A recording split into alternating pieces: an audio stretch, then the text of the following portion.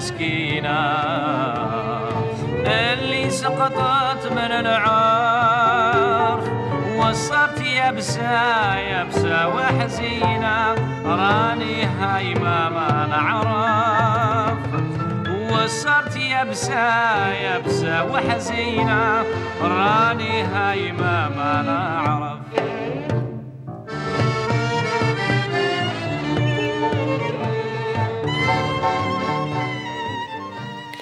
Des mots de minuit, bonsoir. Bande dessinée, ce soir dans Des mots de minuit et chorégraphie, quoique, mais on va voir ça dans une seconde avec Sédou Boro pour la chorégraphie. C'est dur à dire, surtout quand on commence.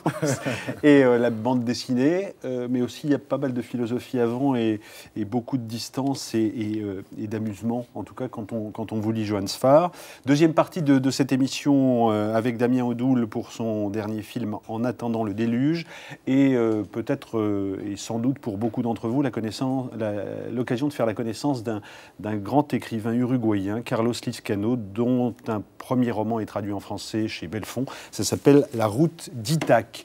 Musique également dans cette émission avec Anne Calas et Dimitri Orostovski. Voilà donc pour la présentation de cette émission. Manière de voir pour commencer. L'un écoute l'autre et ensuite l'échange a lieu. Johann Sfar, vous avez 33 ans. 100 albums derrière vous, 8 éditeurs, Grand Vampire, enfin on va y venir dans une seconde, mais je me disais, et juste avant que le générique ne débute, Sédou Boro vous disait mais c'est énorme, 100 albums, et j'ai retrouvé quelques-unes de vos phrases. Vous avez dit par exemple, j'ai transformé ma mémoire en activité professionnelle.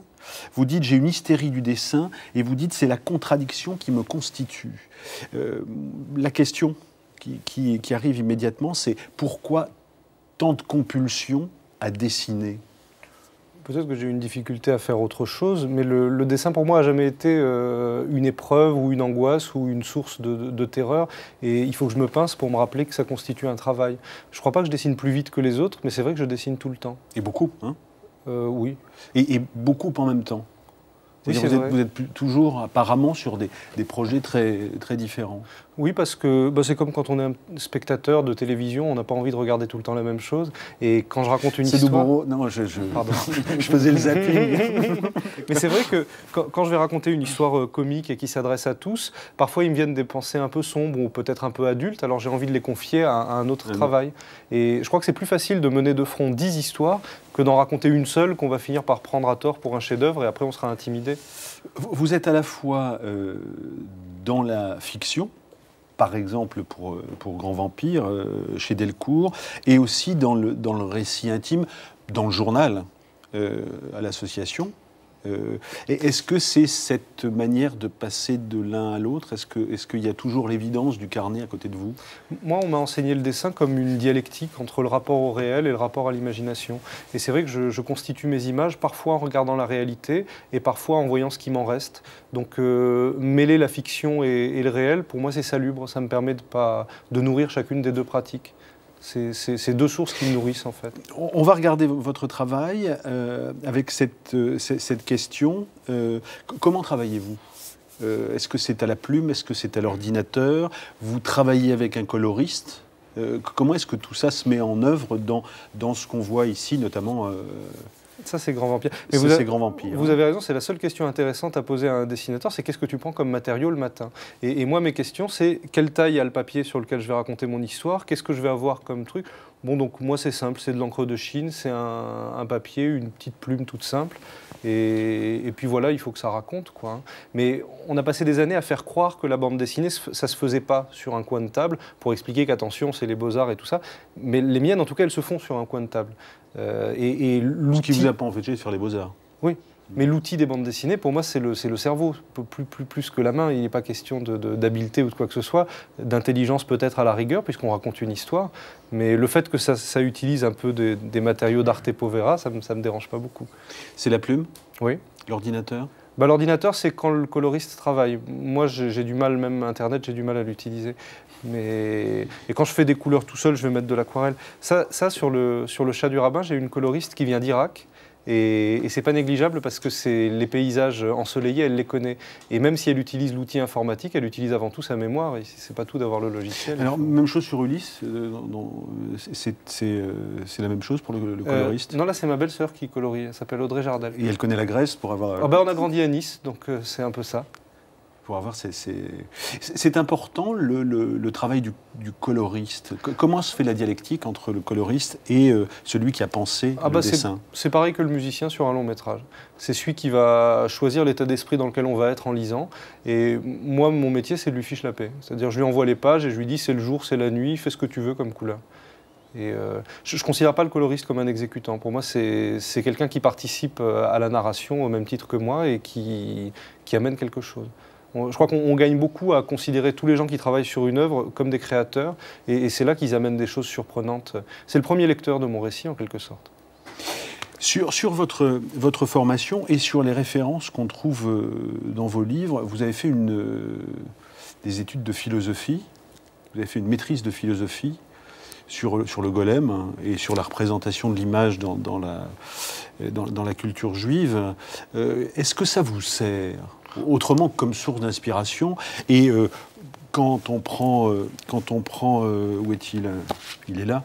Quand on prend le chat du rabbin, on a l'impression quand même qu'il y a une prédisposition à gamberger quand même. Oui, ça sert beaucoup.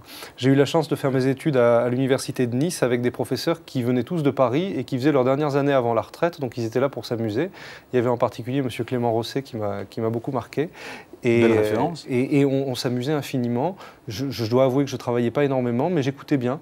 Et oui, ça m'a servi. Et surtout, je me suis dit, les bandes dessinées, elles peuvent rendre service à la philosophie. Parce qu'on dit toujours que, par exemple, pour la pornographie, la bande dessinée, c'est moins excitant que le cinéma. Et je suis tout prêt à souscrire à cette assertion.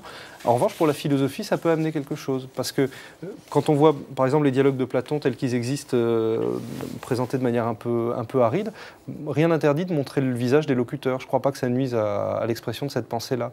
Et en plus, la bande dessinée s'exprime par petites séquences. C'est bien pour structurer une pensée. Moi, j'aime bien.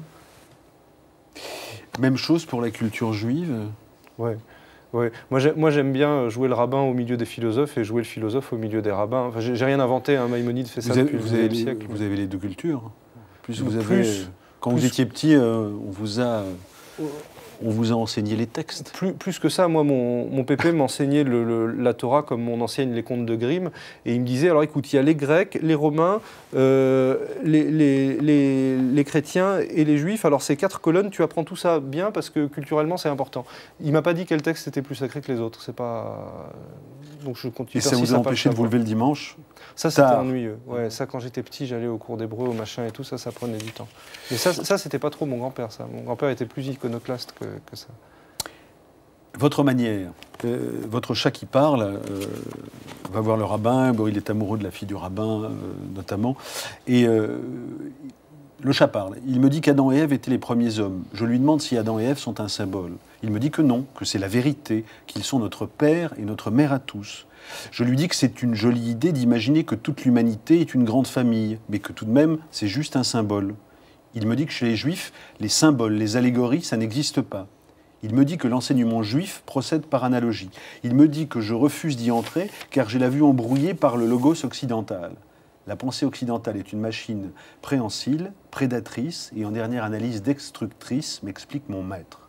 Elle met des noms sur les choses, des étiquettes comme pour dire « les choses font partie de mon système, je les ai comprises ». Mais le temps de nommer une chose, elle a déjà changé, et le nom qu'on lui a donné a déjà fini de la définir avec exactitude, et on se retrouve en bouche avec des mots vides. L'occidental veut résoudre le monde, faire de l'un avec du multiple, c'est un leurre, me dit le rabbin. Oui, mais enfin, maître, est-ce que le judaïsme, lui aussi, ne cherche pas à faire de l'un avec du multiple? Oui, mais pas de la même manière. Le logos, c'est thèse, antithèse, synthèse, alors que le judaïsme, c'est thèse, antithèse, antithèse, antithèse. Laplape fait le chat qui... Je crois que c'est la seule page du livre où le chat va dans le sens du rabbin. Pendant tout le reste du livre, il le lui fout sur... Bon, il griffe. Oui. Il le griffe. Et bon, là, c'est du plaisir, mais la question, quand on vous lit, est-ce qu'on doit forcément être adulte? J'espère que non.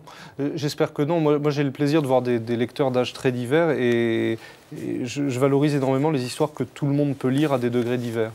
qu'il s'agisse j'allais dire, d'Astérix ou de Franz Kafka. Ce que j'apprécie dans ces récits-là, c'est qu'on peut les lire à tous âges. Et je me méfie beaucoup des tranches d'âge, surtout pour des récits comme celui-là. Vous dites le dessin, c'est d'abord un rapport à l'autre. Oui, je crois. Je crois parce que quand on voit la tête des gens, moi je suis dans mon coin, je trouve pas les gens très sympathiques, et dès que je commence à les dessiner, je passe du temps à regarder leur tête, et au bout d'un moment, il y a des choses qui me font rire, des choses qui m'attendrissent, et je me mets un petit peu à les aimer, alors que j'ai pas les qualités naturelles pour aimer les gens avant de les dessiner. Donc je pense que peut-être les monothéismes ont eu un petit peu tort de rejeter l'image comme ça, parce que c'est une manière de se regarder en face. Et je ne sais pas si Lévinas a parlé du dessin, mais il aurait pu, parce que c'est dans l'esprit de ce qu'il enseigne en tout cas. Lévinas, autre référence philosophique. Un détail qui revient systématiquement quand vous parlez à la presse, c'est cette absence de la mère dans votre enfance et ce mensonge qui va durer 2 ans puisqu'on vous dit qu'elle est partie en voyage. Est-ce qu'aujourd'hui encore, est-ce que vous en êtes débarrassé après 100 albums? C'est pas le but. C'est pas le but. Je crois que le fait de perdre un être cher, ça amène simplement à s'apercevoir plus tôt qu'on va mourir comme les autres. Alors quand on s'en aperçoit plus tôt, on fait attention. Je ne sais plus quel était ce présocratique à qui on annonce que son fils est mort et il ne réagit pas, il dit juste « je savais que j'avais engendré un mortel ». Apprendre ça vous fait rire. Oui, parce que je crois pas que l'orphelin soit quelqu'un de différent des autres. Je crois au contraire qu'il s'aperçoit plus tôt où on est. En revanche, c'est 2 ans de silence, donc c'est 2 ans de surabsence. C'est pour ça que je suis le chat pendant ce temps-là. Je suis la personne qui mange à table avec les autres, mais qui n'a pas droit à la parole. Je suis le petit animal de la famille. Et vous n'avez pas fait de psychanalyse, hein? Ah non, on a de l'orgueil des fois. Dans vos références... Moi, je veux qu'on me paye pour que je raconte ma vie. Ils et elles apprécieront. Les analyses, je veux dire. Dans vos références, Baudouin, Fred, Pierre Dubois. Oui. Je vous fais écouter Edmond Baudouin. C'était l'invité de l'émission il y a 15 jours, à l'occasion de la parution de son dernier album, c'était Le Chant des baleines.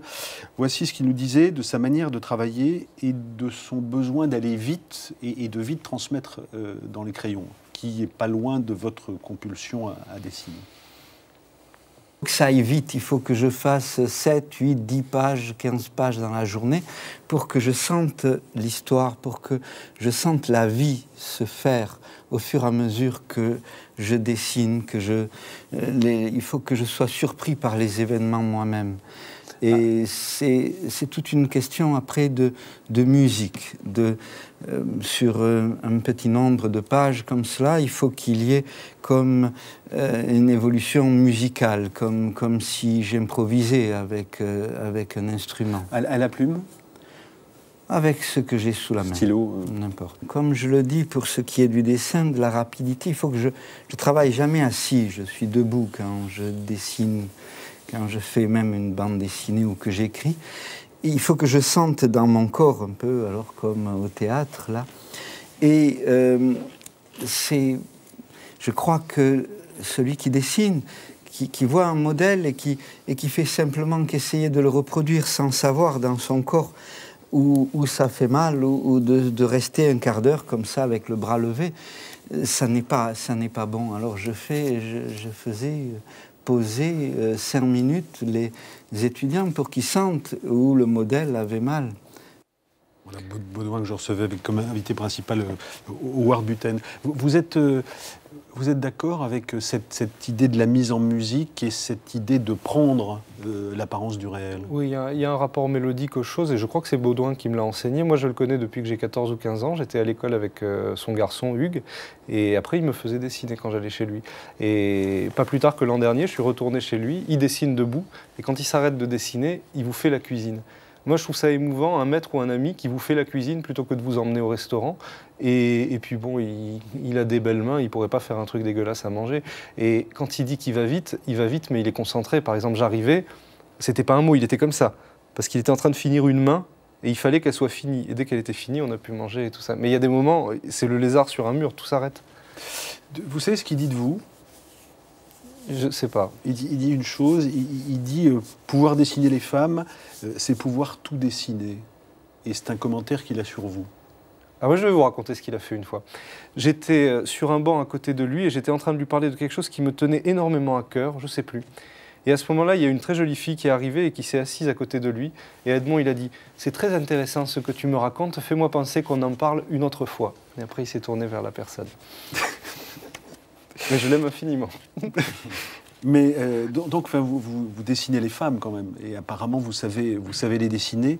Tout à l'heure, vous disiez que c'était parler à tout le monde, c'était parler aux enfants, c'était parler aux adultes, et vous abordez des thèmes qui peuvent apparaître durs, ou en tout cas qui peuvent apparaître peu évidents dans la bande dessinée. Ces thèmes, c'est la mort, c'est les fantômes, c'est la sexualité aussi.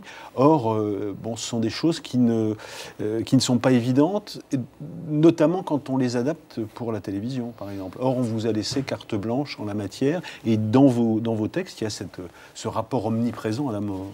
Oui, mais enfin bon, en même temps j'essaye de m'amuser, mais c'est vrai que par exemple quand je fais ce pasquine qui se passe beaucoup au lit, la sexualité intervient surtout pour montrer mes personnages en situation de fragilité. Et quand je dessine une fille, je dessine pas une fille à qui moi j'ai envie de faire l'amour, je dessine la fille que je suis. Et ça, je crois que ça change beaucoup. Je dessine pas un objet que j'ai envie de posséder, je dessine ma capacité à prendre le rôle d'une fille. Et peut-être on en parlera tout à l'heure, mais quand tu danses, c'est peut-être un peu ça aussi. Tu as la chance de pouvoir être quelqu'un d'autre le temps du dessin. Est-ce que des femmes qui seraient vos lectrices sont d'accord avec ce point de vue-là? Je suis le dernier à pouvoir le dire, mais en revanche, c'est vrai qu'il y a beaucoup de femmes qui lisent des bandes dessinées aujourd'hui, et je crois qu'elles méritent mieux que les représentations stéréotypées qu'on a pu faire pendant des années dans ce médium-là. Je crois que les bandes dessinées ont des comptes à rendre vis-à-vis des femmes et vis-à-vis des minorités ethniques et religieuses qu'elles ont beaucoup caricaturées pendant les décennies précédentes. Et je pense que d'un point de vue éthique, on a quelque chose à dire sur les femmes et sur les ethnies. On dit toujours Hergé c'est raciste, mais il n'y a pas que Hergé. Hein. Quand on revoit les pieds nickelés et tout ça, c'est abominable. Manara? Non, Manara s'appelait Ophi. Manara s'appelait Ophi, parce que Manara, il raconte des branlettes, mais il raconte des branlettes de nana un peu aussi. Je suis le premier à le déplorer, mais les filles adorent Manara. Donc il se met à leur place. Hein, en tout cas, dans Manara, il y a quelque chose que les filles ne trouvent pas dégueulasse. Mais c'est l'Italie, ça. Ça, c'est l'Italie. Ils font un truc. Oui, je sais, on a collaborateur italien dans l'émission. Vous le feriez, ça ne marcherait pas. Et lui, il le fait, ça marche. C'est l'italien. Un mot sur l'omniprésence aussi de Kafka dans vos textes, enfin dans vos livres. Heureusement, pas que chez moi, hein, tout le monde, mais... Enfin, oui, chez moi, beaucoup. Ouais. Bah oui. Il vous a obsédé, et parce que vous avez sa photo hein, sur votre bureau, et il est récurrent dans votre travail. Oui, c'est le troisième. Pour moi, c'est le troisième mouvement de l'histoire tragique. Ça commence avec les Grecs qui expliquent qu'on est perdu, tout est aveugle, tout est méchant. Après, les chrétiens arrivent et nous disent que heureusement Dieu va nous sauver de ça. Et dans cette civilisation, à l'aube du XXe siècle, ressort le tragique, mais avec nos armes, avec l'arme de la bureaucratie, de la civilisation, de l'ordre et tout ça. Et moi, j'aime bien parce que c'est des fables, là aussi, dont on peut faire ce qu'on veut et qui nous accompagnent toute la vie durant. Moi, j'aime bien les histoires un peu, j'allais dire, terriennes, qui marchent avec du sensible. Bachelard aussi m'accompagne tout le temps parce que, j'allais dire, on peut le lire tout petit et on peut le relire tout le temps. Et voilà, mais je sais pas, je suis pas très fort pour parler de ça. Moi. Non, mais enfin, c'est là, en tout cas. Ah, c'est là tout le temps. On l'observe. Vous aimez Anaïs Nin ? Non. Voilà, au moins vous êtes honnête homme. Non, j'aime infiniment plus Colette. Je la trouve plus courageuse, je la trouve plus honnête quand elle parle. Mais je vais quand même vous faire écouter Anaïs Nin, parce qu'elle était interrogée, pour ouvrir les guillemets, en novembre 1974, par Bernard Pivot et Jean Chalon. Et il lui posait cette question, pourquoi tenir un journal ? Regardez. C'est une chose que je recommande à tout le monde, parce que on voit sa vie, on voit un peu, c'est comme le journal d'un bateau, on voit sa direction, on voit si votre vie devient étroite, vous faites un chemin intérieur en même temps. Alors si vous n'écrivez pas, vous ne savez pas très bien exactement ce que vous sentez, ce que vous voyez. Et aussi, je conserve comme ça les moments de la vie que j'ai aimés. Je peux les revivre. C'est le désir de tous les écrivains, je crois d'ailleurs. Et vous dites quelque part que le journal, c'est de l'opium, c'est une drogue. Vous dites ça, oui, vous savez ce que je dis dans le journal 1, c'est pas toujours dans le journal 2, et c'est pas toujours ce que je pense aujourd'hui. Pourquoi alors ? Parce qu'aujourd'hui, c'est pas un opium, c'est au contraire un portrait très vif des gens que j'aime. C'est cette passion des êtres que je veux vraiment retenir et conserver, comme d'autres prennent des photos. Même si vous l'aimez peu, enfin, elle est plutôt juste. Qui je suis pour dire ça? Avec vous avez le droit quand même. Mais elle est plutôt juste avec une part de votre travail qui est ce journal mi-dessin, mi-texte, et qui est un travail extrêmement épais. C'est avant tout mon envie de dessiner et de pratiquer au jour le jour le dessin d'après nature. Alors par politesse, je mets des petites histoires au milieu, mais... C'est beaucoup d'intime. Mon moteur, c'est le dessin.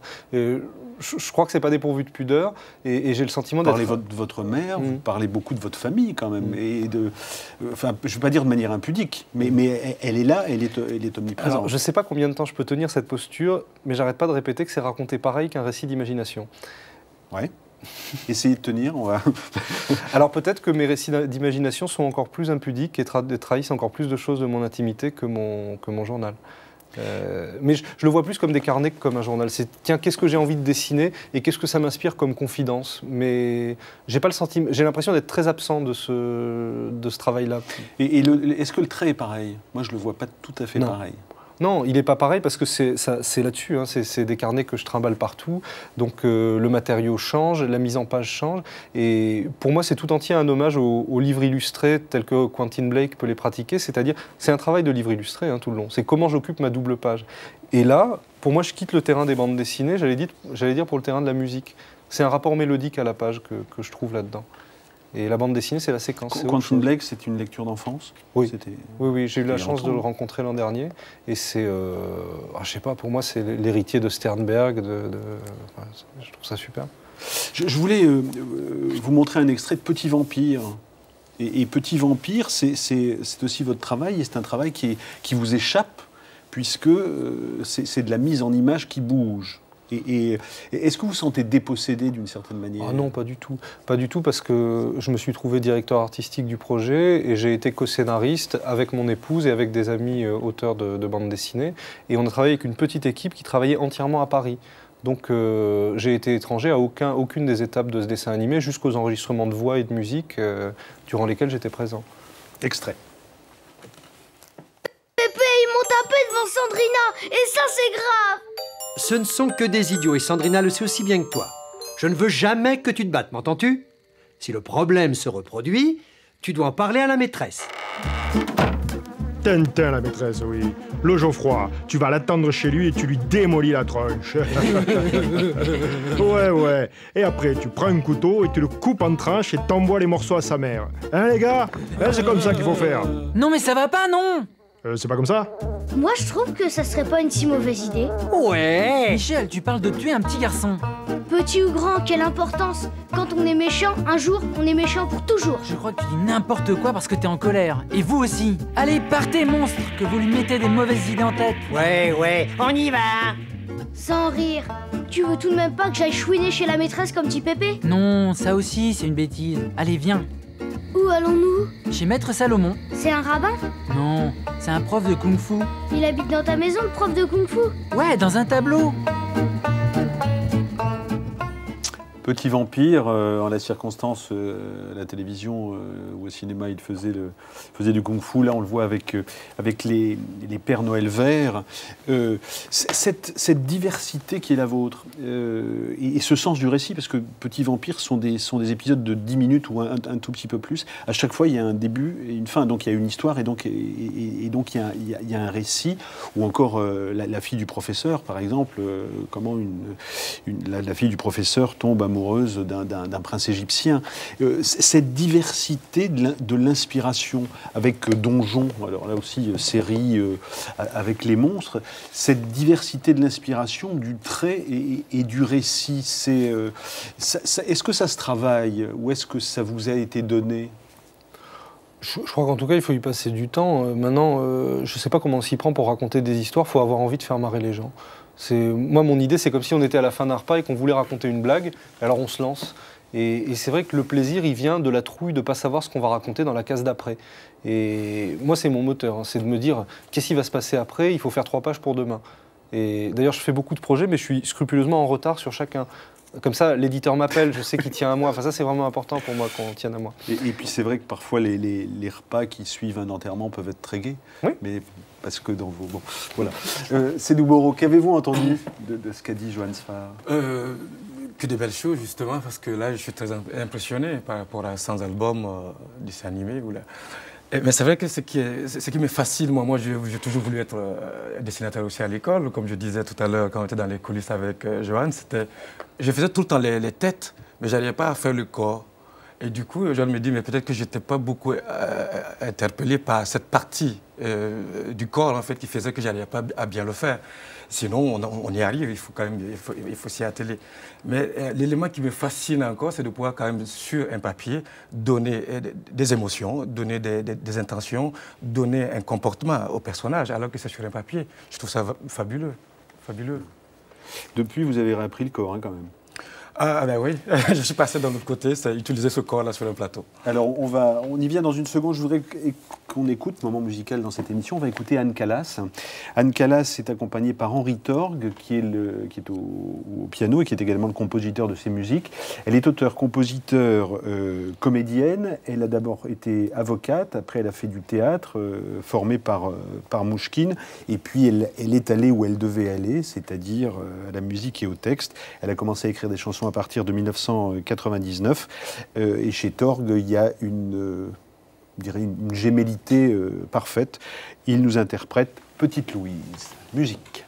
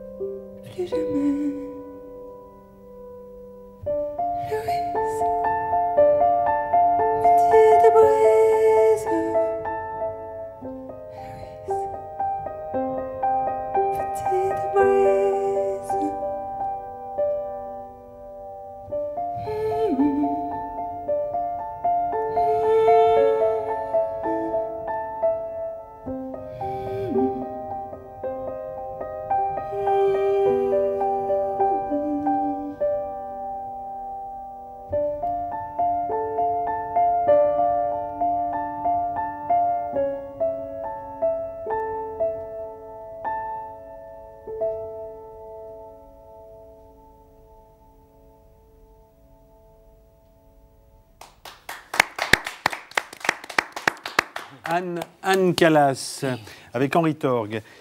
Sédou Boro, vous parliez de... On vous a reçu il y a quelques années maintenant. C'était la première année des mots de minuit. Et on a l'impression que votre...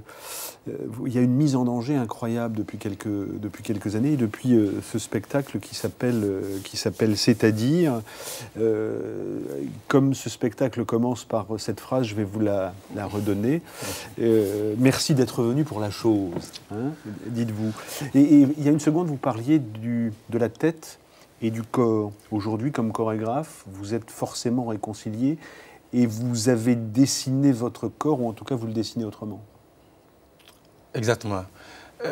C'est vrai qu'à un moment donné, je me suis posé beaucoup de questions autour de la danse. Et je me suis dit, qu'est-ce qu'il faudrait faire en ce moment-là? Qu'est-ce qu'il faut faire? Parce que je me suis trouvé que la danse était plus ou moins dans la tête. Elle était beaucoup dans la tête. Et là, je ne me retrouvais plus. C'était comme si les concepteurs ou les créateurs ou les chorégraphes, par exemple, travaillaient seulement que pour soi, travaillaient en dehors du public. On n'offrait plus au public. Trop intello. Trop intello, trop réfléchi. Il y a plus de... Alors que je pense que la danse, pour moi, c'est de la sueur, c'est du sang, ce sont des larmes, c'est des émotions. Et ça, je ne le retrouvais plus. Et à un moment donné, j'ai failli arrêter la danse, justement. J'ai failli arrêter la danse et passer à autre chose, continuer à faire du cinéma ou continuer à écrire des pièces de théâtre, que je fais d'ailleurs. Et du coup, j'ai eu le conseil de mon frangin qui me dit, un frangin qui s'appelle Amadou Bourou, qui est au pays, au Burkina Faso, qui me dit, mais Sédou, si tu as envie d'arrêter la danse, tu vas faire quoi? J'ai dit, je vais continuer à faire du cinéma. Il dit, si tu arrêtes la danse pour faire autre chose, très loin que la création, là, je l'entends. Et du coup, je me suis dit, OK, donc peut-être c'est ça il m'a amené à comprendre qu'il faut que j'aille créer autre chose. Et du coup, je suis parti sur ce solo-là, c'est-à-dire... Alors, ce solo, mais on est presque loin du solo chorégraphique, puisqu'on est beaucoup dans le texte, dans le récit. On parle de récit enfin, le mot de minuit est ce soir récit. Et enfin, ce que je me suis dit en regardant le spectacle, c'est presque un one-man show. C'est bizarre. Oui, c'est vrai. Je pense que l'histoire du one-man show, beaucoup de gens me l'ont dit à un moment donné. Mais sauf que moi, je viens d'une formation de comédien, de chanteur, de danseur. Et à un moment donné, j'avais envie d'utiliser tous ces éléments-là pour créer une forme, qui est celle-là, qui est le solo. En même temps, c'était se donner cette liberté. Parce que la danse seulement, il n'y a pas seulement qu'une seule voix dans la danse. On peut se permettre d'oser, il faut oser. Donc, c'est comme ça que je suis parti sur le solo, c'est-à-dire, en même temps, ce mot, c'est-à-dire, pour moi, c'est un mot qu'on retrouve beaucoup souvent. Dans un café, avec des amis. À chaque fois, c'est comme si on voulait expliquer quelque chose. Et Sphare est en train de vous dessiner. Hein. On est entre amis, il vous dessine et tout, parce que... Voilà. Ouais. C'est comme si on voulait expliquer, c'est comme s'il fallait qu'on puisse comprendre. Et donc, je trouvais que, c'est-à-dire, résumait à peu près ce que j'avais envie d'évoquer de mon regard de la danse. On va regarder un extrait de votre spectacle, mais avant, j'ai quand même cette question. Tout à l'heure, vous disiez, je vous disais trop intello et vous disiez oui. Oui. Mais aujourd'hui, quelle est l'incarnation de la danse trop intellectuelle ou de la chorégraphie trop intellectuelle? Je pense que je ne pourrais pas précisément l'expliquer exactement, comme ça, ce sont des ressentis. Sauf qu'à un moment donné, par exemple, quand je vois des créateurs, ce n'est pas tout le monde, bien sûr, des gens qui se mettent à des installations où il n'y a plus de mouvement, où le public qui a payé sa place vient pour sortir avec des émotions, découvrir une démarche chorégraphique, elle n'est plus là. On met deux personnes qui sont en train de glaner quelque part, on ne sait pas pourquoi, on ne comprend plus rien. Et du coup, quand le public demande à ces chorégraphes, qu'est-ce que vous avez envie de dire? Attendez, il faut aller réfléchir, quoi. Je suis d'accord qu'il faut aller réfléchir par rapport à une œuvre artistique, mais ce n'est pas tout le temps dans la tête. Ce public-là, je pense qu'on le conçoit seulement que pour le milieu de la danse. Mais le public de la danse est plus large que ce milieu d'intello de la danse, je veux dire. Donc, il y a un large public qui suit le mouvement de la danse. Je pose cette question provocatrice parce que c'est aussi l'un des thèmes de votre spectacle. Est-ce que le public est différent en Afrique et en France le public, et en Occident, enfin. Le public est très différent. C'est-à-dire que le public, par exemple, au Burkina Faso, que je connais très bien, si le public n'aime pas une pièce, le public, il s'en va.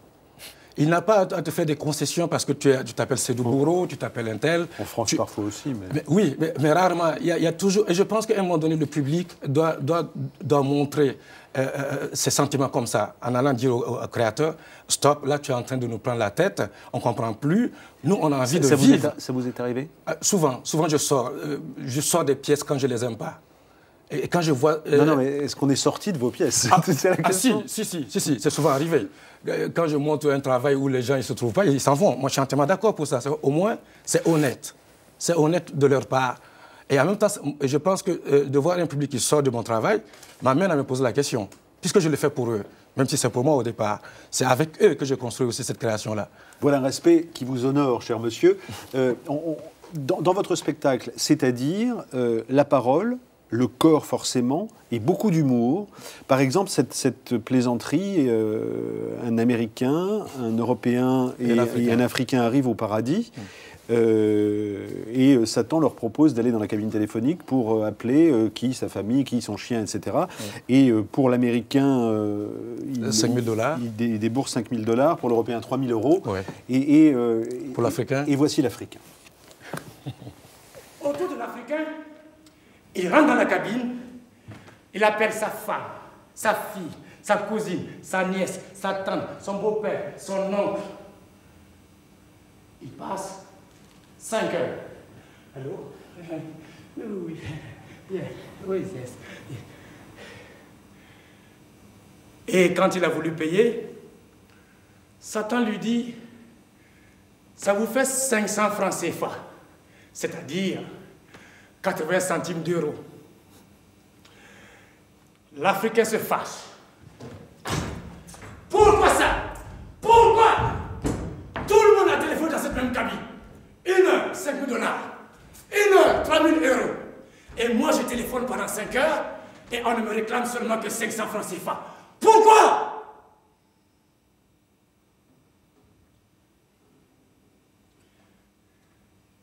Et c'est là que, tout bonnement, Satan l'appelle et lui dit, « Mais mon cher bonhomme, de quoi vous plaignez-vous? Votre communication n'est que locale. C'est-à-dire, de l'enfer en Afrique, c'est pareil, quoi. » C'est dur. Très dur, mais avec de l'humour. Oui. De l'humour, très dur. Très dur parce que là, il est en train de se poser la question, pourquoi à chaque fois, ça nous tombe dessus comme ça? C'est comme si on n'arrivait pas à payer, c'est comme si on n'arrivait pas à passer le cap, c'est comme si on n'existait pas, c'est comme si on ne participait pas. Et cet homme, il a envie de participer. Mais sauf qu'on lui dit toujours, tu n'es pas à la hauteur de ça. Non, tu n'es seulement qu'un consommateur. Non, tu n'es seulement qu'un terrain d'expérimentation. Et lui, il est toujours dans ça. C'est comme s'il ne pouvait plus en sortir. C'est ce que je dis à un moment donné, regardons-nous réellement en face. C'est autant la question que je pose de l'autre côté et aussi aux Africains. C'est-à-dire vous reposez, peut-être que, paradoxalement, c'est presque une question que n'ose plus l'Occident sur l'Afrique, mais vous reposez toute la question du rapport blanc-noir. Exactement. Exactement, c'est comme je l'ai dit, à un moment donné, je parle aussi du pouvoir en Afrique, de pas mal de choses. C'est-à-dire que je ne regarde souvent pas seulement que dans un seul sens. Je fais toujours un va-et-vient sur l'Europe, sur l'Afrique, sur ma vie, sur ce qui est ça. Mais c'est exactement, est-ce que le pouvoir aujourd'hui, en Afrique par exemple, assume ça? Est-ce qu'on participe dans l'évolution de ce monde-là? Où est-ce que l'Afrique se situe aujourd'hui dans cette mondialisation, dans l'économie, dans tout ça? Donc je me pose cette question-là. Où est-ce que on se trouve où en tant qu'Africain aujourd'hui? Vous savez? Je pose la question. Et à qui la posez-vous? Je pose à vous-même aussi? À moi-même, bien sûr, à moi-même et à pas mal de gens qui doivent trouver la réponse aussi, chercher la réponse avec moi. L'importance de la parole. Pourquoi est-ce que la parole ressurgit? Alors tout le spectacle n'est pas que parole, parce qu'il y a aussi de la musique, il y a aussi de la chorégraphie, du chant, je danse, ouais. et du chant. Mais d'un seul coup, il y a une émergence du mot, des mots. Oui, je pense qu'à un moment donné, j'avais besoin de ça, qui est plus concret, qui n'est plus dans l'abstrait. C'est de pouvoir rencontrer le public aussi avec ces mots-là. Même si le mouvement peut être abstrait, à un moment donné, c'est de pouvoir être en confrontation avec eux, être en rapport avec eux, pouvoir leur dire avec des mots qu'ils puissent comprendre, qu'il n'y ait pas de sous-entendu dans ce que j'ai envie de partager avec eux, qu'ils puissent le comprendre. Ça veut dire que souvent, on va se dire, c'est du mouvement, c'est de la gestuelle, on peut se camoufler derrière et tout. Et là, je sors des mots. Et là, il n'y a plus de détour à faire. Tu me regardes en face, tu l'entends. C'est ce que je te dis. Et après, on peut en parler. Je pense que c'est plus direct. Vous êtes aussi documentariste. La danseuse d'ébène, que vous avez réalisé en 2002, film qui a obtenu un premier prix au Festival Vue d'Afrique en 2003. En la circonstance, vous vous intéressez à la danseuse chorégraphe comédienne Irène Tassembedo, qui s'exprime sur la danse contemporaine. Et dans votre spectacle, c'est-à-dire, il y a 3 mots que vous essayez de placer dans un sens ou de faire tomber, c'est danse africaine contemporaine. Je vous propose d'écouter d'abord ce qu'elle dit dans le film que vous avez réalisé sur elle. Contemporaine africaine. Tout le monde en parle, la danse contemporaine africaine, presque sauf nous. On a l'impression qu'on ne comprend pas. Et moi, j'avoue que je ne comprends plus ce que c'est que la danse contemporaine africaine. Vu comment ça tourne, vu comment ça se transforme en quelque chose d'exceptionnel. Il y a la danse contemporaine en France, il y a la danse contemporaine au Canada, il y a la danse contemporaine. Mais nous, on prend la base que nous avons et on essaie. Pour moi, la danse contemporaine, c'est quoi? C'est de dire, j'ai mon père, j'ai ma mère, je sors et j'ai dit, je veux marcher de cette manière-là. Pour moi, c'est ça. C'est tout. C'est chacun avec sa propre réflexion. Qu'est-ce que je veux faire? Mais tu ne peux pas oublier d'où tu viens. Si tu oublies derrière, comment tu peux avancer? On ne peut pas avancer si tu ne regardes pas ce qui s'est passé derrière. Votre réponse à vous, danse africaine contemporaine, est-ce qu'il faut garder africaine? Est-ce qu'il faut accoler africaine contemporaine comme qualificatif à danse? Quelle est aujourd'hui la piste que vous allez explorer? C'est justement je pose cette question bien sûr dans c'est-à-dire, on a voulu à un moment donné trouver un mot qui puisse convenir. Parce que cette évolution-là au niveau de la danse en Afrique, est-ce qu'on posait danse africaine contemporaine, est-ce que danse africaine ou contemporain africain? C'était devenu de la polémique. Je dis, c'est la danse contemporaine, c'est tout. Il n'y a pas besoin de vouloir prouver des mots. Sauf que comme ce qui s'est passé au niveau de la musique, ce qui s'est passé, on dit la musique africaine. Si les gens ont envie de parler de ça, qu'ils en parlent. Mais au moins, ne me posez pas cette question-là parce que je pense que ce qui se passe sur le plateau dit énormément ce que ça représente. Donc, je n'ai pas besoin de rester dans la polémique de danse contemporaine africaine, africaine contemporaine. Créons, faisons. Vous dites, nous ne rompons pas avec notre héritage africain. Personne devant nos spectacles ne peut dire que nous nous sommes perdus, dénaturés. Simplement, nous évoluons d'une autre manière. Africains, nous créons. Hein, c'est ce que vous dites de votre travail avec Salia Sanou, Salia Nisséidou. C'est la compagnie que vous avez créée. Dans les spectacles qui ont beaucoup marqué, avec cette compagnie, il y a Figninto, L'œil troué, dont je vous propose de regarder un extrait. C'était en 97. 97, ouais. Extrait.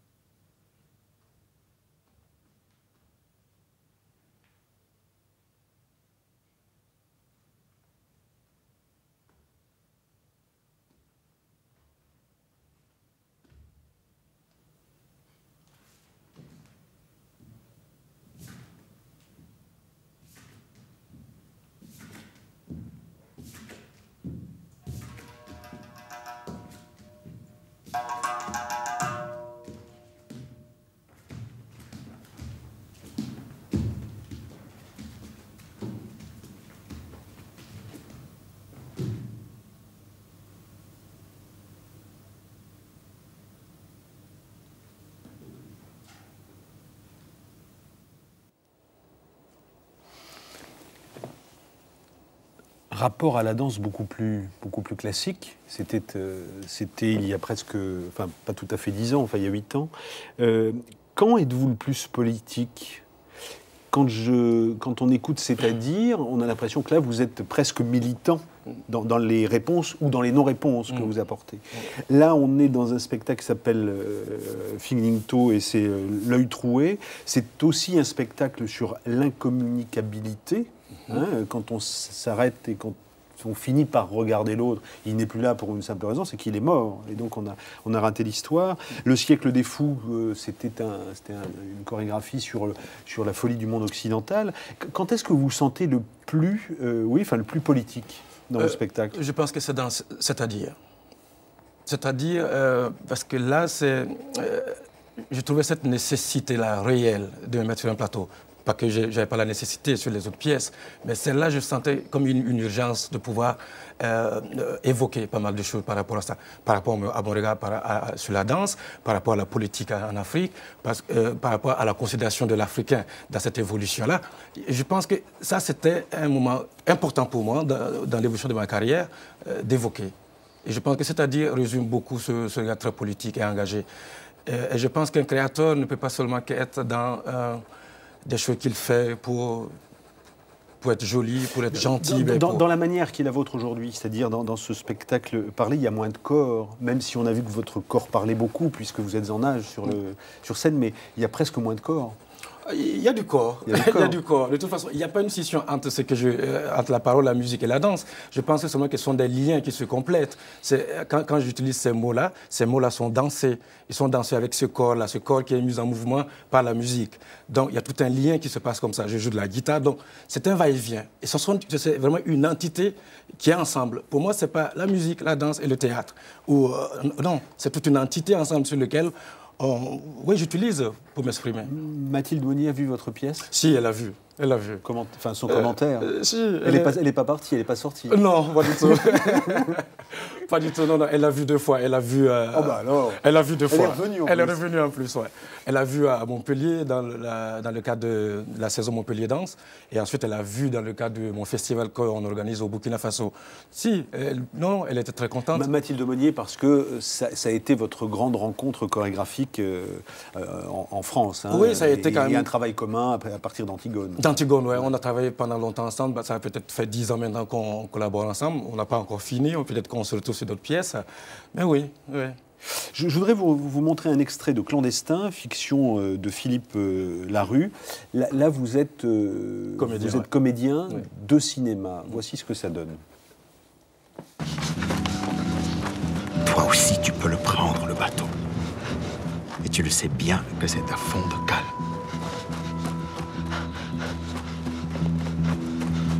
Avec tout ce bric-à-brac enchevêtré et les matelots venus d'une terre plus loin encore qui parlent une langue à eux. Et ils t'envoient à l'eau si le commandant le dit.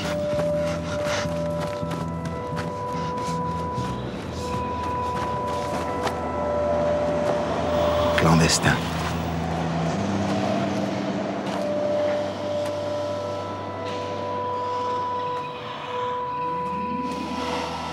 Avec plus loin, beaucoup plus loin, des journées, l'arrivée. Sédou Moreau, tout à l'heure, vous posiez la question de savoir où vous vouliez aller dans votre expression artistique. Est-ce que C'est-à-dire vous permet de répondre? Et est-ce que, à nouveau, vous pouvez vous réconcilier avec une chorégraphie accessible complètement au public ou au grand public? Exactement, je pense qu'il fallait passer par là. Sincèrement, pour moi, dans cette évolution-là, je sentais que j'étais arrivé à la fin de la montagne. Et pour trouver une autre montagne, il fallait trouver quelque chose sur lequel on puisse s'appuyer. Et C'est-à-dire a été cet élément qui a déclenché cette envie ce renouement avec la danse, réellement. Parce que C'est-à-dire peut être là, comme un des centres sur lesquels j'ai pu faire ça, j'ai pu dire ce que j'avais envie de régler à un moment donné et de passer à autre chose. C'est votre examen de conscience. Exact. Ça peut être un des... Oui, si on peut le dire comme ça. Tout à l'heure, on parlait des enfants, on parlait du dessin et de la possibilité de lire une BD, qu'on soit adulte ou enfant. Chez vous, il y a aussi un vrai investissement, un investissement tout simplement, dans la transmission. et dans ce qu'on peut donner, notamment en Afrique. Vous avez un projet pour les années qui viennent. J'avais noté un centre, oui, c'est ça, vous un avez centre un de projet développement chorégraphique. Voilà, pour 2006, un centre de développement chorégraphique qui s'appellerait la Termitière. La Termitière, oui. La Termitière, parce que c'est un lieu qui va permettre à des jeunes créateurs d'Afrique et de partout du monde de venir se former et de venir créer, d'avoir un espace de création et de diffusion, qui va être un centre aussi qui va accueillir des résidences au Burkina Faso et permettre qu'ils puissent avoir des rencontres. Je pense que ce sont ces rencontres-là qui vont permettre au mouvement de la danse de grandir en Afrique, que ce soit quand même un pôle de création au Burkina Faso et qu'au moins on puisse avoir un lieu de la danse en Afrique. Il y a bien sûr un lieu qui a été créé à Dakar par Germaine Akoyi, qui est à Touab Dialao. Que vous avez filmé d'ailleurs. Hein. Voilà. Et ce deuxième pôle, qui est la Termitière au Burkina Faso, va permettre vraiment une formation. Et depuis 10 ans, Salia Sano et moi, on travaille quand même à ce que ces danseurs-là bénéficient des formations en Afrique. Quoi. Et Akoni avait travaillé avec Béjar. Oui, c'est Béjar, en 77, 76, avec l'école de Moura de Dakar. Donc, et là, il y avait cette rencontre. Ça n'a pas duré très très longtemps, mais il y avait en tout cas quelque chose qui était commun. Exact. Je vous demanderai rien parce que vous avez tout dessiné. Donc, qu'avez-vous dessiné de ce qu'a dit Sédou Boro? Si vous me permettez une pensée très enfantine, moi j'ai grandi dans les super-héros et Superman, il avait quelque chose de merveilleux, c'est que quand il mettait son costume de Superman, il devenait Superman. Et toi, ton costume, tu l'as sous tes vêtements. C'est-à-dire, moi je lui disais tout à l'heure déjà, oser se produire en public, c'est un truc, mais alors oser produire son corps en public et d'un point de vue épique devenir un héros, parce que tu as raison, tu transmets un discours mais en même temps une dramaturgie et tout ça, et c'est ça que j'ai essayé de dessiner. J'ai essayé de te dessiner quand tu montres pas tes super pouvoirs, tu vois, avec tes vêtements et tout, puis avec derrière le fantôme, parce que maintenant, moi, avant, j'osais te parler sans être intimidé, mais maintenant que j'ai vu l'espèce de puissance évocatrice que tu peux dégager quand tu veux, je me dis, mais il a ça sous ses vêtements. C'est pas une invitation, mais... Oula, oula. Oui, c'est un peu une tablette de chocolat. Oui, ça. Je vous voulais dire quoi? Mais c'est vrai que, Joël, quand tu parles par exemple de ce corps nu que je mets sur un plateau, c'est vrai qu'à un moment donné, on m'a posé la question à savoir pourquoi les Africains dansent toujours torse nu. C'était une des questions. J'essaie de trouver cette réponse-là en tournant que c'est par ce biais-là qu'ils font beaucoup d'enfants. En même temps, c'est pour leur dire seulement qu'il n'y a pas à décider pour un créateur ou à imposer à un créateur comment est-ce qu'il va trouver ses moyens d'expression. Quand par exemple un jeune créateur en Afrique entend il faudrait vous habiller comme ça pour écrire, parce que quand on porte un costume, il y a sa raison d'être sur le plateau. Quand tu te mets nu, il y a sa raison d'être sur un plateau. Et du coup, ces jeunes qui arrivent, qui ne comprennent pas où est-ce qu'il faut aller, parce qu'ils ont été dictés, et chacun ne sait plus où aller. Sauf que je leur dis, vous êtes libres d'utiliser les moyens que vous voulez. Vous n'avez pas à vous prendre la tête parce qu'un producteur t'a dit ça ou un bailleur de fonds t'a dit ça. Non, c'est toi en tant que... Tu es un homme libre, tu es un créateur, vas-y dans tes envies. Et puis laisse-toi faire, c'est pas... Oui. Musique. Mais avant, j'aurais dit que dans votre spectacle, vous répondez à cette question que je vous avais posée il y a 6 ou 7 ans. Je vous avais dit, vous devez être énervé quand on vous dit que les Africains ont le rythme dans la peau. Ouais. Et à l'époque, vous m'avez dit oui, bien sûr, etc. Or, j'ai vu que dans C'est-à-dire, vous répondiez à la question et vous dites oui, les Africains ont sans doute la musique et le rythme dans le sang. Et le sang, parfois, ça circule mal. Très bien. On va écouter Dimitri Orostovski. C'est un baryton russe qui est considéré comme le nouveau Chaliapine. Alors, on l'a découvert, il est né en Sibérie. On l'a découvert à l'Opéra de Nice dans une production de La Reine de Pique de Tchaïkovski. Il est depuis, évidemment, tournée mondiale en permanence, etc., etc. Écoutez cette voix. Voici un extrait de son dernier album, Where Are You, My Brothers? Comme vous. Oui, et ça s'appelle Somewhere Far Away.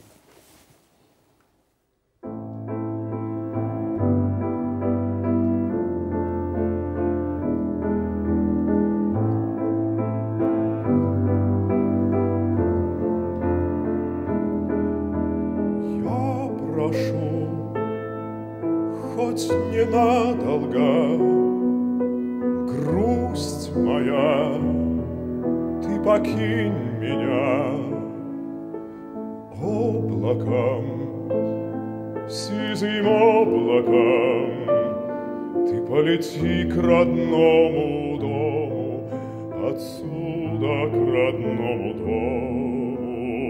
берег мой, покажись вдали краешком тонкой линией. Берег мой, берег ласковый, ах, до тебя, родной, доплыть бы хотя бы когда-нибудь. Где-то далеко идут грибные дожди, прямо у реки в маленьком саду созрели вишни, наклонясь до земли. Где-то далеко в памяти моей сейчас, как в детстве, тепло, хоть память укрыта такими большими снегами. Ты, гроза, напои меня до пьяна, да не до смерти.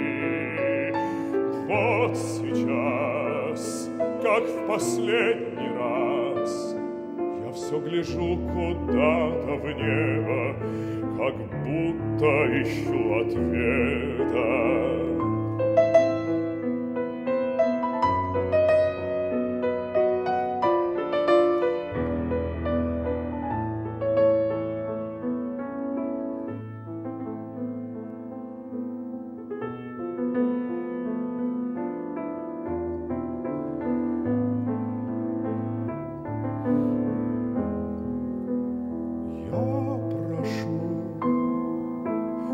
Ненадолго грусть моя, ты покинь меня облаком, сизым облаком, ты полети к родному дому, отсюда к родному дому.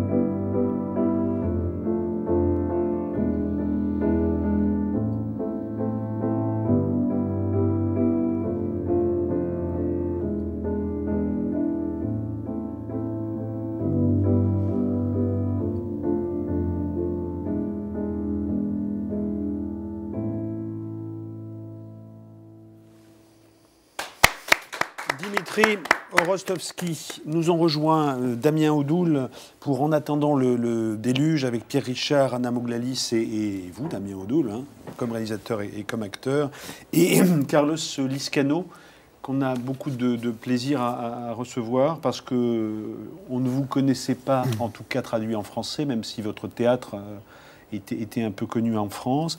Et vous voici avec un roman chez Belfond qui s'appelle La route d'Ithaque et Le rapporteur et autres récits. C'est un recueil de nouvelles dans le domaine étranger chez 10-18.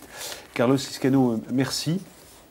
Vous êtes uruguayen et dans votre vie, il y a du militantisme politique, il y a une bonne dizaine d'années de prison, 13 ans pour être précis. Ma première question porte sur la nourriture et sur l'écriture. Est-ce que ces années de prison ont été déterminantes dans l'acte d'écrire chez vous? Si. Oui, bonsoir. Avant d'être enfermé, je n'écrivais pas. J'étais très jeune, j'avais 23 ans. Lorsque j'étais détenu, et j'étais encore, disons, en cours de formation. J'étais étudiant en mathématiques, et c'est en prison, après quelques 8 ans, à peu près, que j'ai commencé à écrire.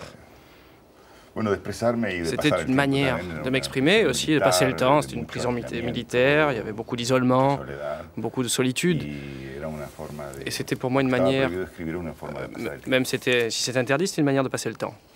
Ce que vous écrivez aujourd'hui dans ce premier roman, traduit en français, La route d'Ithaque, ce que vous décrivez aujourd'hui, c'est un homme qui ne trouve pas ce qu'il cherche, Et ce roman et ce récit de la route qu'entreprend cet homme à la recherche de ce bonheur qu'il ne réussira pas à trouver, en tout cas de sa représentation à lui du bonheur.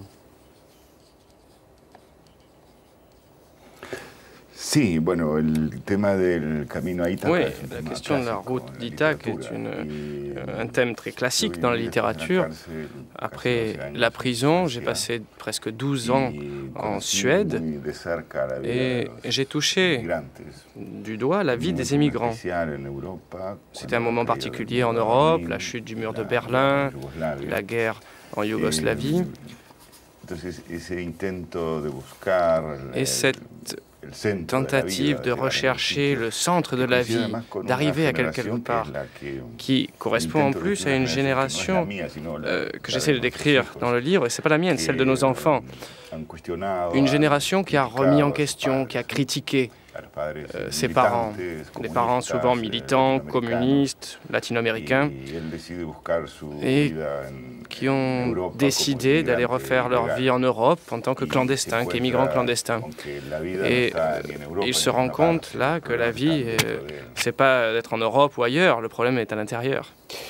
Quand j'eus décidé d'aller à Stockholm, je fus tout de suite emballé par l'idée de vivre dans un pays calme, froid, silencieux, là où personne ne nous connaît. On peut tout recommencer. C'est ce que je croyais, comme si on pouvait cesser d'être celui qu'on est par le simple fait de changer de paysage. Ce n'était pas vrai, bien sûr. On voyage partout avec soi-même, on est celui qu'on est, en Sibérie ou sur la Lune, on n'y peut rien.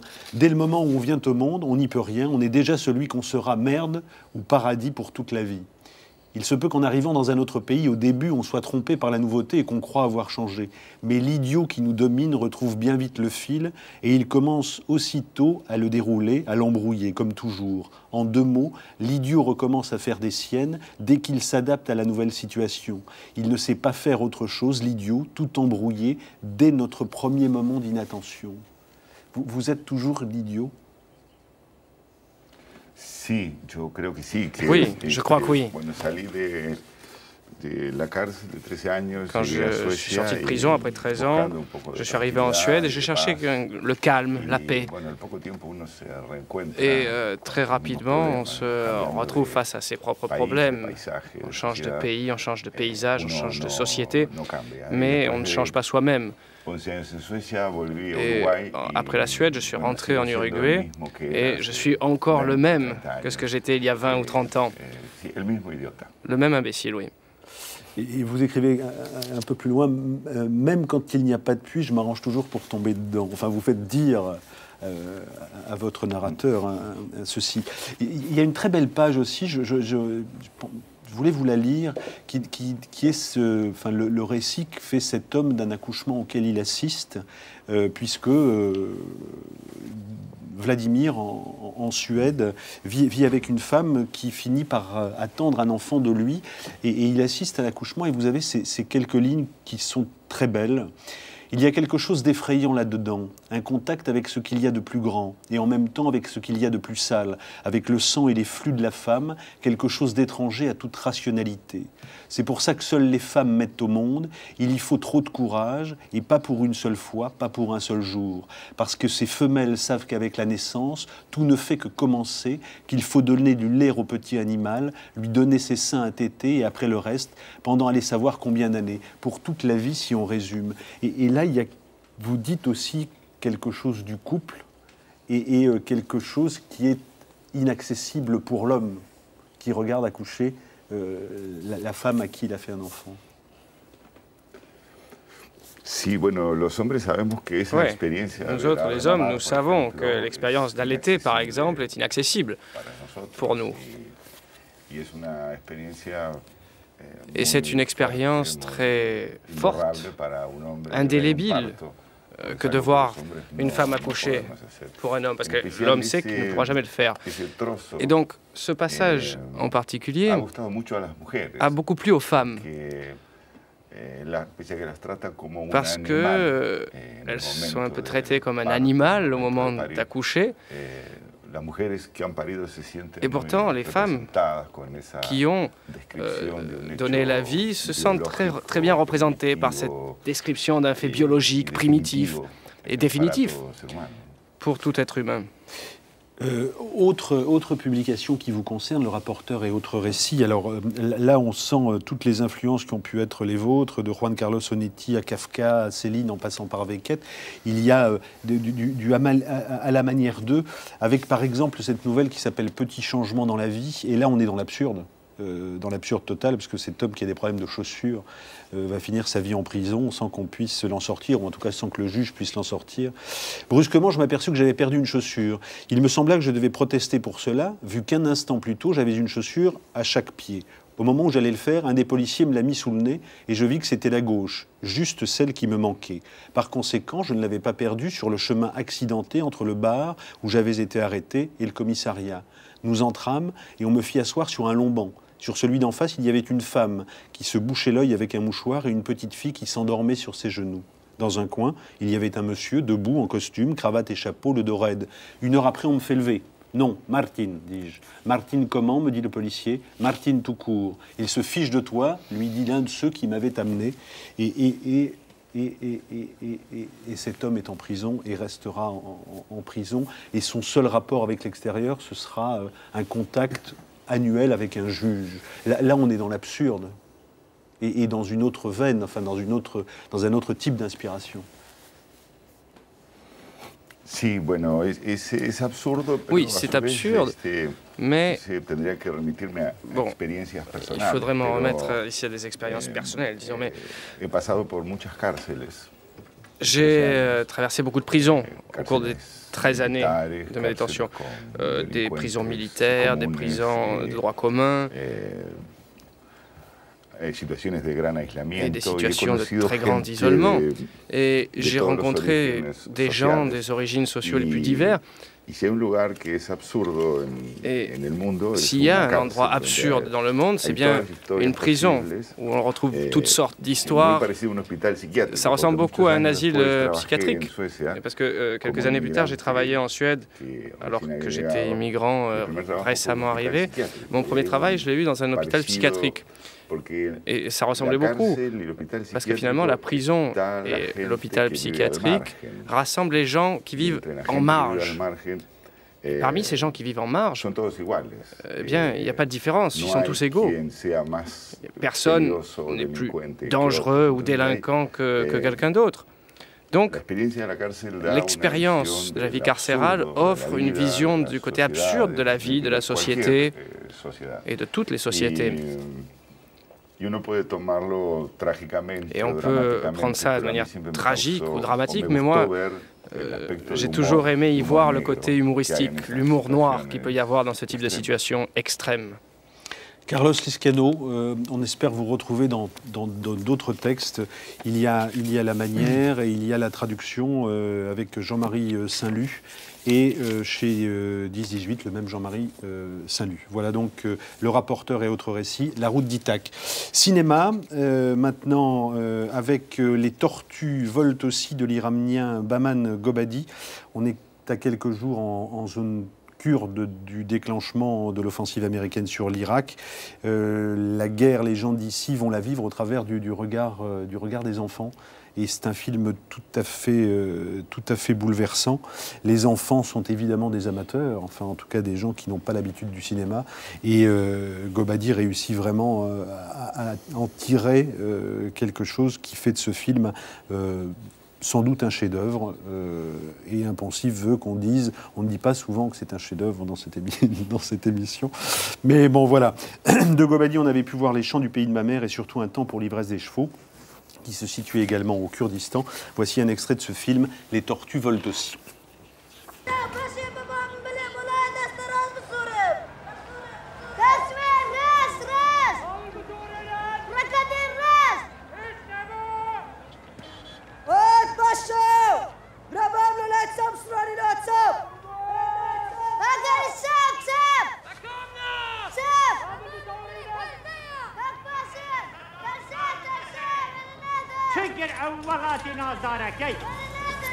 نخاو مال هيا الكهرباء مال هيا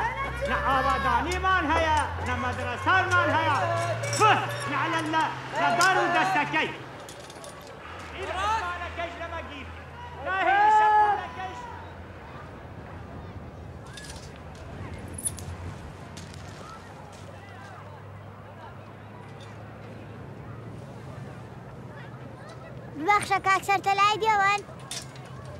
لقال يومك كسرت الايدي وين؟ هاتي ده توسة تناف موه راس بنورو هم من هذا يستعمله راس بنورو آخر هذا يستعمله اي بصر شاو. Voilà, La vie est un miracle, autre film que nous vous conseillons, mais c'est en DVD chez Studio Canal, film d'Emir Kusturica, ça se passe en 92, ça se passe en Bosnie, et formidable galerie de portraits de la part de Kusturica. Je voulais également vous signaler Mercano, le petit martien, c'est de l'Argentin Juan Antin, c'est sorti en France en 2004, c'est chez TF1 Vidéo, et on voit les images et il se trouve que le martien, le petit martien, a décidé de venir sur Terre pour se venger de, je crois que c'est la sonde Voyageur qui a écrasé son chien. Et donc il décide de venir sur Terre pour se venger, mais sur Terre, les méchants commerçants veulent l'utiliser parce qu'ils se disent qu'éventuellement il y a un marché sur Mars. Voilà.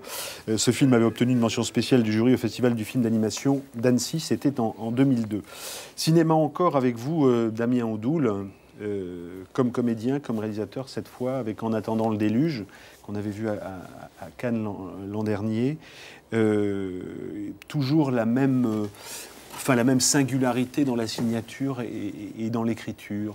Quel est votre projet? Alors, quand on voit Sfar, on a l'impression qu'il y a une globalité du travail quand on le lit, et chez vous c'est absolument la même chose. On a l'impression qu'il y a un sillon que vous continuez à creuser dans la manière de tenir la caméra, dans la manière de se comporter le cas échéant devant elle, et dans les situations que vous décrivez. Oui, vous êtes certainement un des seuls à le voir, parce que d'une certaine manière, ce qui est assez amusant dans ce pays, c'est que, en effet, j'ai réalisé une trilogie qui s'appelle la trilogie du double. Donc Le Souffle était le premier. Enfin, j'avais tourné Morasex pour Arte il y a une douzaine d'années. Qu'on a vu l'an dernier, qui est ressorti l'an dernier. Salle, ouais. Après Le Souffle, après Errance. Et voilà, ça c'est la trilogie du double. Et c'est vrai que c'est très amusant parce que ici, le problème, c'est qu'on veut tellement vous caser, vous mettre en quelque part comme ça, que après Le Souffle, comme j'avais fait un film en noir et blanc, primé à Venise, avec des noms professionnels à la campagne, on s'attendait que Odoul soit le cinéaste rural du noir et blanc et des analphabètes, n'est-ce pas? Et bien, vous êtes en colère? Non, pas du tout, au contraire, j'ai beaucoup d'humour. Et donc ça n'a pas été le cas, puisqu'après j'ai rebondi sur autre chose, et c'est toujours très amusant de voir à quel point on se dit, mais où est-ce qu'il va? Et pourtant, moi, j'avais vraiment à dessiner cette trilogie. Je l'ai terminée. Elle s'est terminée d'ailleurs avec Errance, qui était un échec cuisant, un échec commercial. Et j'ai trouvé ça plutôt intéressant de tout de suite. Malgré le casting. Malgré le casting. Mais j'ai trouvé ça intéressant, oui, puisque là, d'un seul coup, je travaillais avec des gens très connus, alors que j'avais travaillé avec des noms professionnels. Et puis d'un coup, j'ai trouvé ça intéressant parce qu'un producteur m'a dit comme ça, il m'a dit, vous savez Odoul, avec les chiffres que vous avez faits, vous ne tournerez pas avant 3 ans. Et je trouvais ça, ce type m'a donné une énergie folle, quoi. Donc 3 mois plus tard, je tournais, n'est-ce pas? Sans trop de moyens? Ah ben ça, là c'est mon film. Avec une belle qualité quand même de résultat. Quand même. Oui, on a. On est surpris. Oui, c'est mon film. Évidemment, on l'a fait avec 300 000 €, ce qui est vraiment rien pour un long métrage, n'est-ce pas? Mais c'est vrai que la qualité, c'est toujours comme je dis, moi j'ai jamais fait des films avec beaucoup d'argent, mais le luxe, c'est le temps.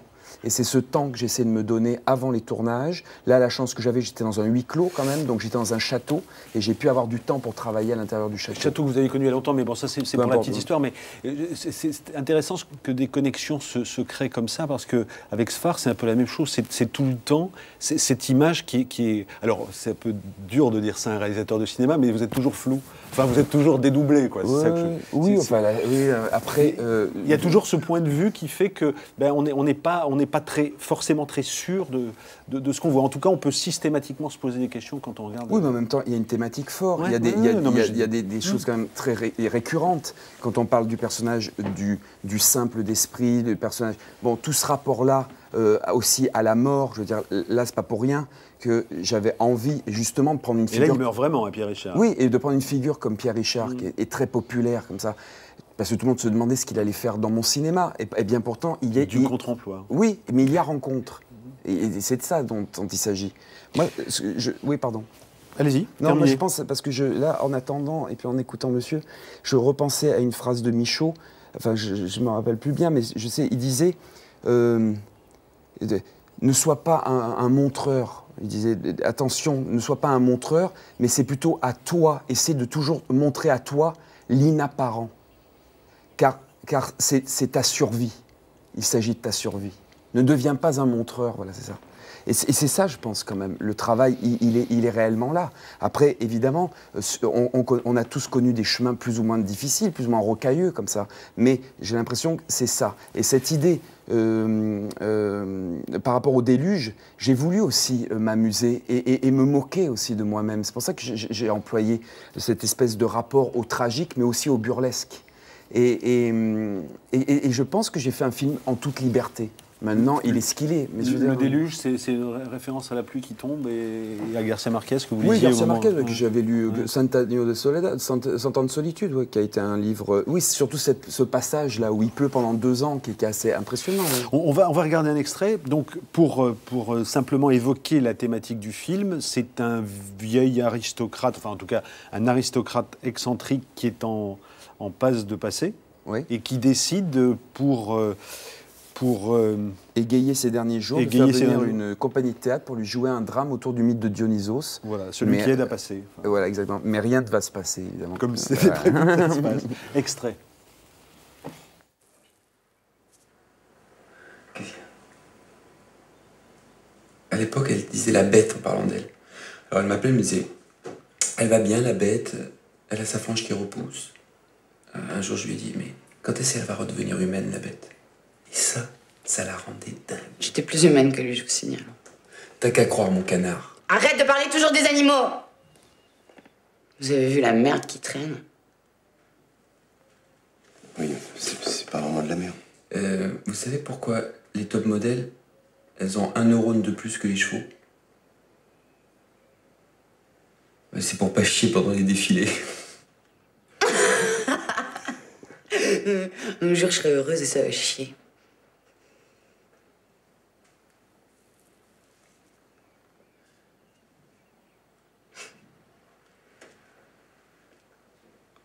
Je t'ai vraiment aimé.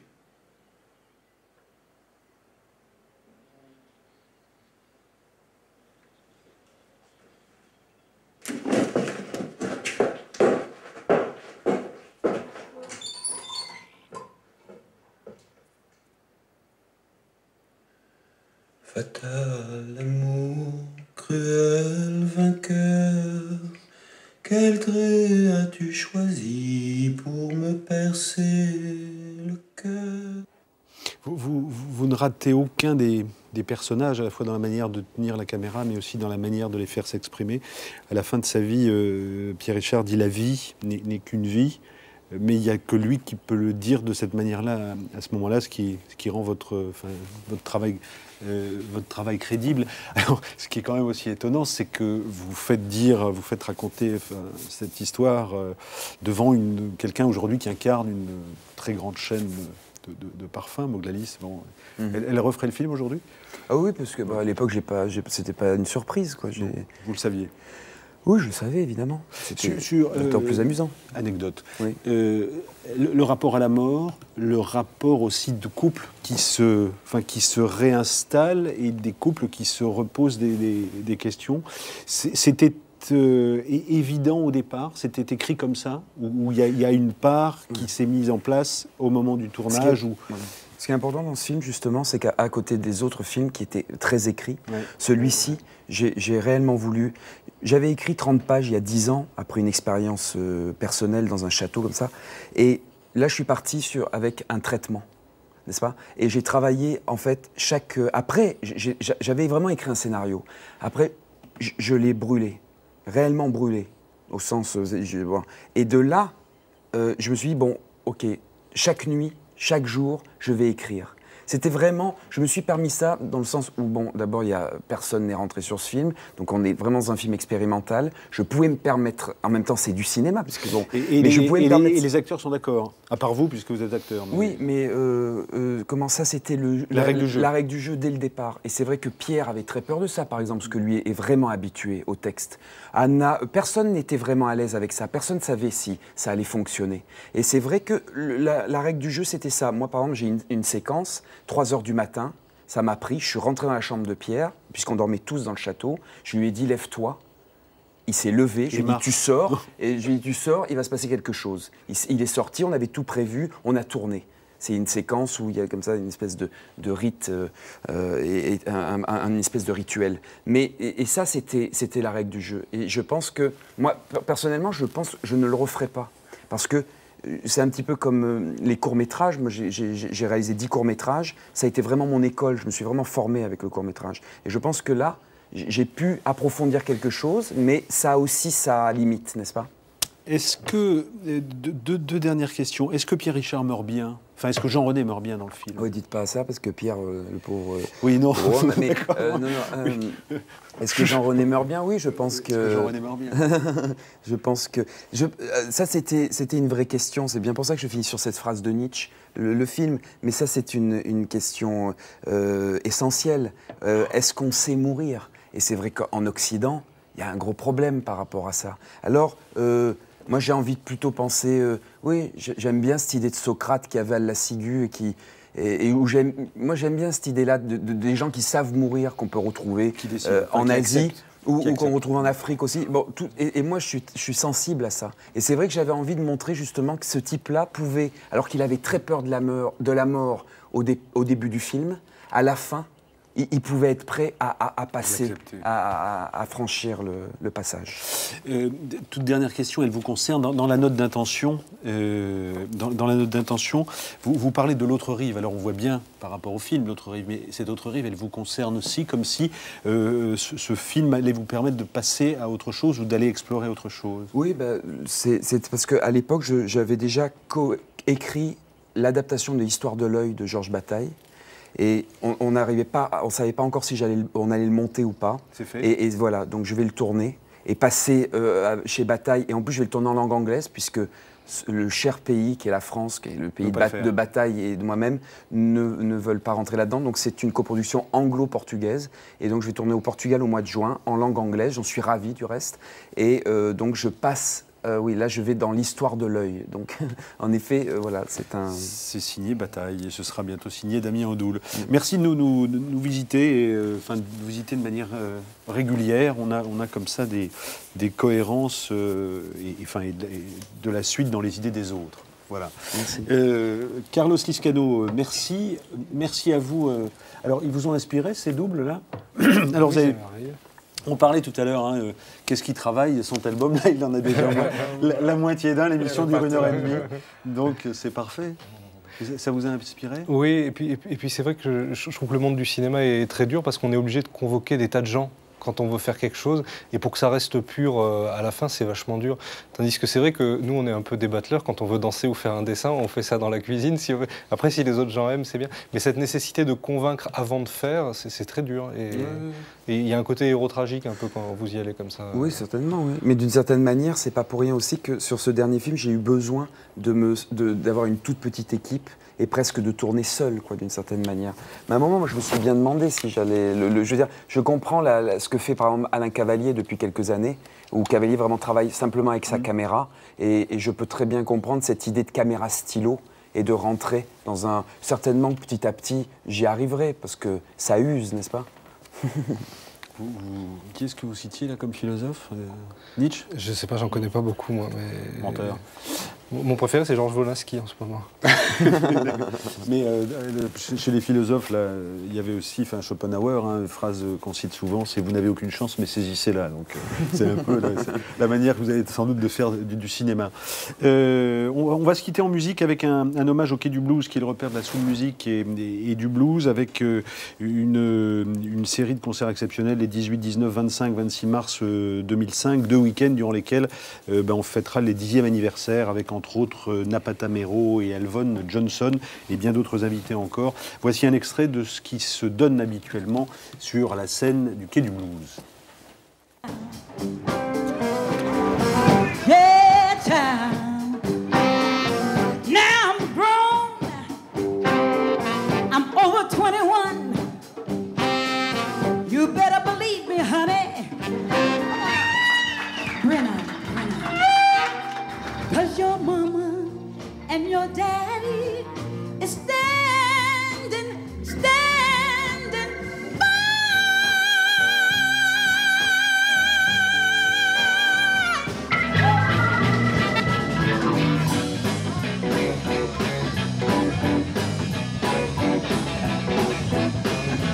I am Hugh P. Wilson. I'm from Fort Worth, Dallas area.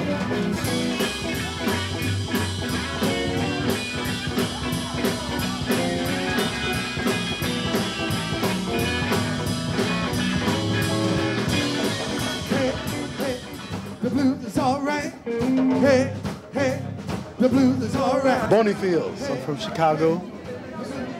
We welcome all to the blues.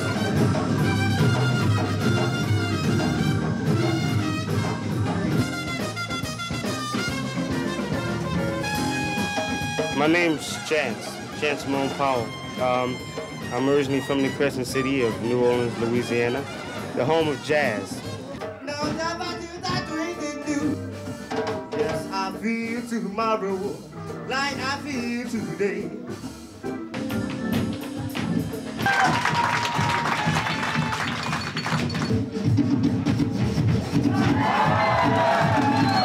Ah ha ha ha. Yeah, oh. Uber, Uber, Uber, Uber. Hi, my name is Al Vaughn. Okay. When the night has come and the land is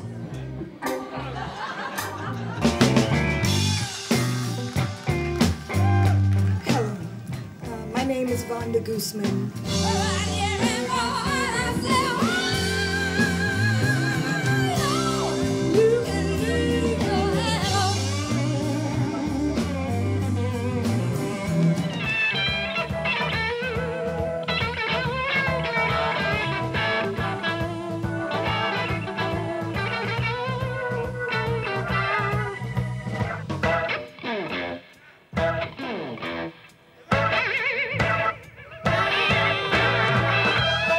Voilà, ce sera donc la fête en mars au Quai du Blues. On voulait saluer ce repère de la soul et du blues.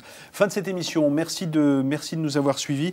La peine de mort n'a toujours pas été abolie aux États-Unis. Il y avait au 1er février en France 58 275 détenus pour seulement 50 762 places. Bonsoir, bonne nuit.